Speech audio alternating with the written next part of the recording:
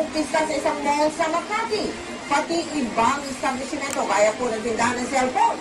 Bistadong pinagtaguan din ng sangkaterbang DVD. Nakatutok si John Consulta. Kasama ang mga tauhan ng Makati Police, pinasok ng Optical Media Board ng Makati Cinema Square para kumpiskahin ng mga pirated DVDs na ibinibenta sa lugar. Kanya-kanya ng ulasan at tago ng mga paninda ang mga nagbibenta ng DVD. Ang ilan, nagtago pa sa mga CR at kisame. Pero mabilis na nakumpiska ang sako-sakong mga pirated na DVD. Yun na nga po, wala po kayo magagawa dahil yung galang paninda namin. Pero okay lang. Talagang bawal.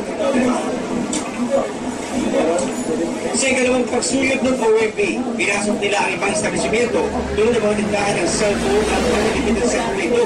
Dito na-discover ang mga hidden compartment na pinagtataguan ng sako-sako pang DVDs. Bigay na ultimatum na ma-read nila yung mga binibenta nila.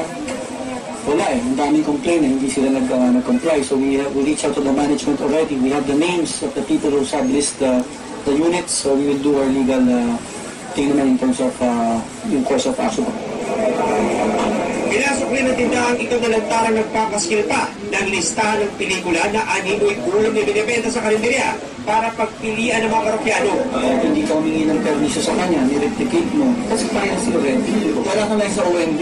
Wala ka. Sir, I'm sorry, sir. Kasi yung pa ako mga smoker.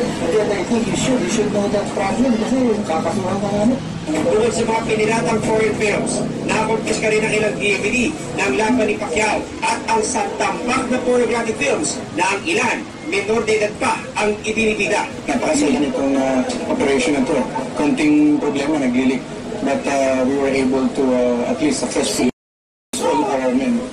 Nangako OMB na kanilang mas paitingin pa ang kampanya laban sa pagbenta ng pirated DVDs. Humingi tayo ng paumanhin. Alam natin na trabaho nila to. Pero ginagantanan po natin yung batas eh. We have to follow the rule of the law. Sana ho, mag-comply sila. John Consulta, nakatutok, 24 oras. Kaligtasan mo sa